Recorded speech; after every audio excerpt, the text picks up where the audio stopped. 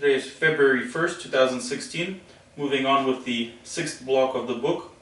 And in this block of the book, it is talked about many interesting things. Okay, so the first is there's 3 key principles to their school. And one of them is you have to live your life like you're in front of the altar every second of the day. So you pray every second of the day. The prayer is what raises your level of preparation. It's making the right choices and receiving results, getting stronger. That is called being in front of the altar. The second thing would be the duty. How would I translate duty? Even God had a duty of creating this world that we live in, this planet and many other planets and galaxies. So duty is something even before God. Because if God had a duty to create something, it was his duty, then that understanding of duty it came before. So duty is what kind of gave birth to God. So a person, because he's a part of God, he should also fulfill his duty. Just like God fulfills his duty every single day, a person should fulfill his duty. Okay, and 3 things that a person will need. Okay, so whenever you plant some sort of a plant or a tree, you have to put it in the right soil for it to grow, correct? For it to become, for the roots to become strong, for the tree to become big, strong, and for it to give a lot of berries or fruits of any kind. In this school, there's also the same principle. So a human has to be planted in the right type of soil for him to become successful, for him to become that 10%. And that soil consists of a teacher, the school, and the elders of the school. The elders of the school are people that have already been in the school for quite a while, and they are highly prepared. They're very capable already people. That's the type of soil that the person, those 3 things, that the person can be put into, or needs to be put into, to become that 10% that's able to solve any problems of life. That type of person becomes anything from a doctor to a lawyer to a professional warrior to a professional strategy consultant to a professional businessman. He covers every field of life. That's the 10% of people, that they're able to be anybody. So that's the soil that you need. So you need the school, you need a teacher that brings the teaching that allows for all this to happen, and you also need the elders of the school to kind of guide you along, if you know what I mean. Because a person by himself is very lazy, and he needs some guidance. Okay, so we'll go on to the next subject.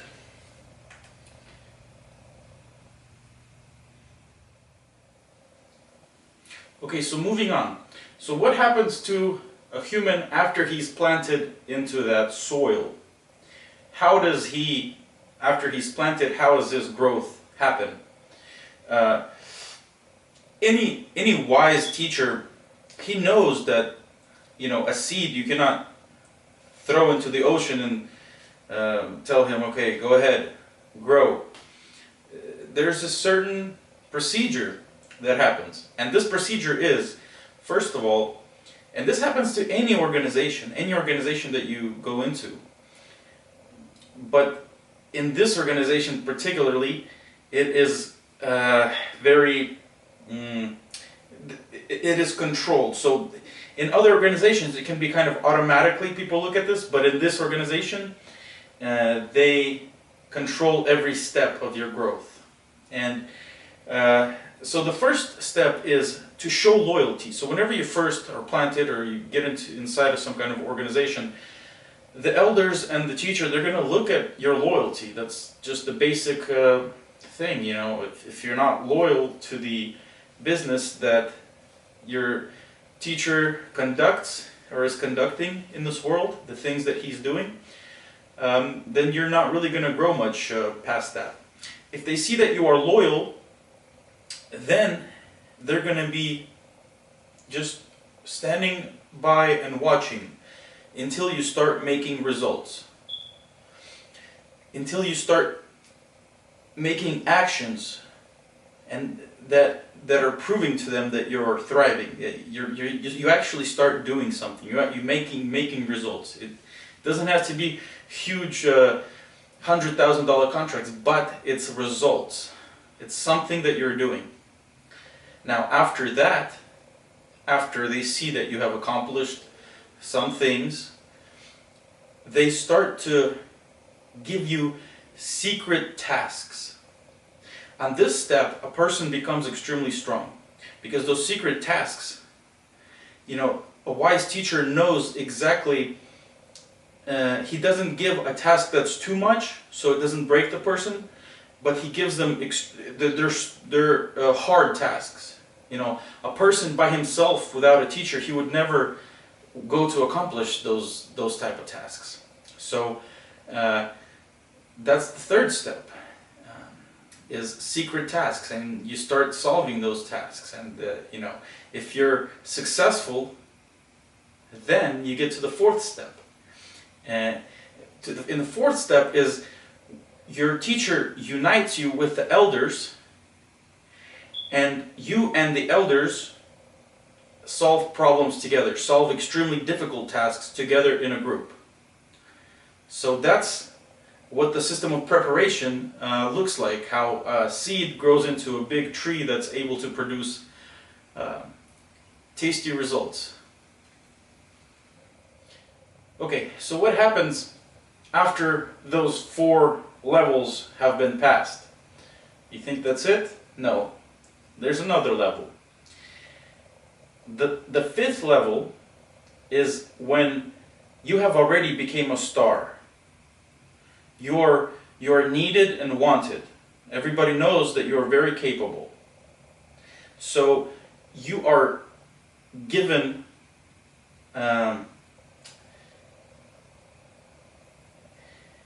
the teacher gives you an ability to start your own business. And there could be 2 businesses. It's either a regular business, or it could be that field that your teacher is in. If you go into your own business, the school kind of steps back and lets you, you know, get extremely rich because you're already capable of solving anything. Or if you are going to the other field, which is the field of the field where your teacher's business, let's call it that, and that business is preparation of people, preparing people. So it's you becoming the teacher. So the 5th step is either you go into the business and become extremely successful, or you save the school and keep the school alive, and you yourself become the teacher. So that is the 5th step. Okay, so I'm going to try to translate exactly what it says in the book, because it kind of blew my mind. Well, first of all, from the previous subject, you might want to think that now that you know the system, you're going to run to work and you're going to try to show loyalty and you're going to beg for those secret tasks. It's not going to work, because those people that you work for and that you work with are either part of the 90% or part of the the rich people. So, and they're also looking for that type of school. They would love somebody who, they would love to also have a teacher. They would love to have elders, and they would love to become part of that system. And they just don't have the ability to, because they don't know where to find such people. And so, I was reading, and this gentleman wrote on how he does this, how he solves these problems. Okay, so again, please visualize this, imagine this. An older gentleman walks into a store. Somebody owns maybe a jewelry store.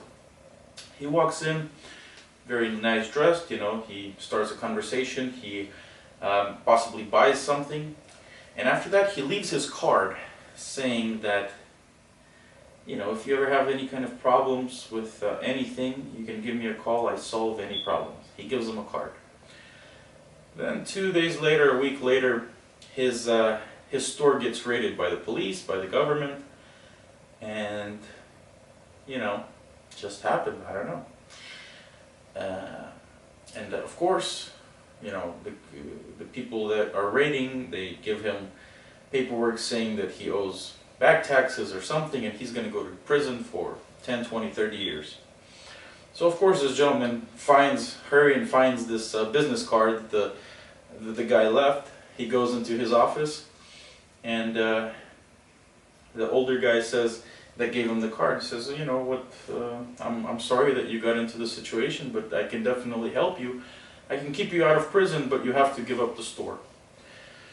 The owner of the store says, yes, of course, I'll give up my business. You can have the store with everything. I don't want to go to prison.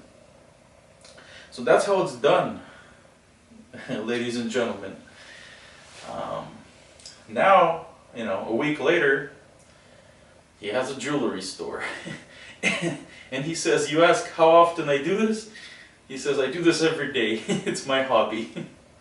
So, yeah, anyway, so that's how it's done.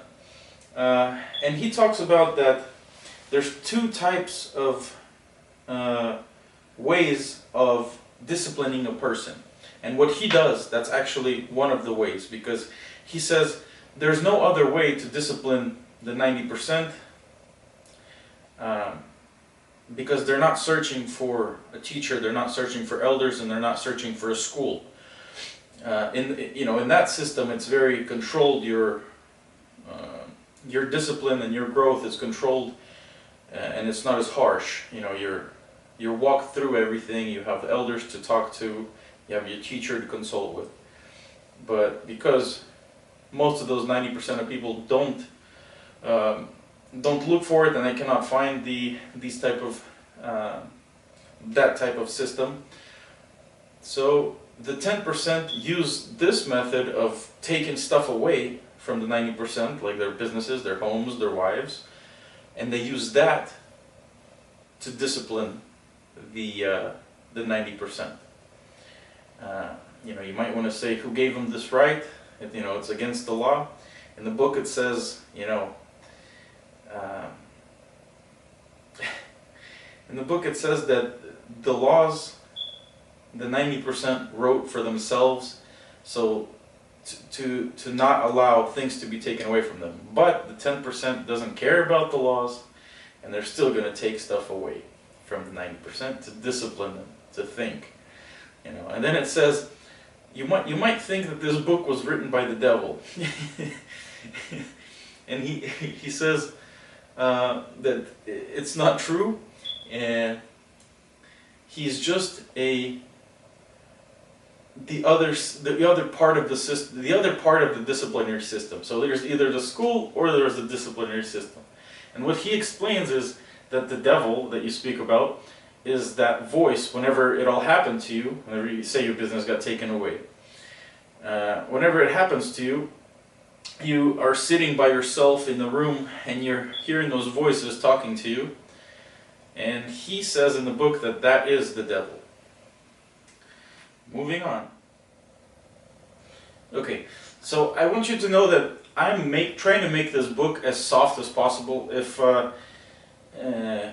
if you were to read the actual book, you would probably go crazy, because it's extremely harsh.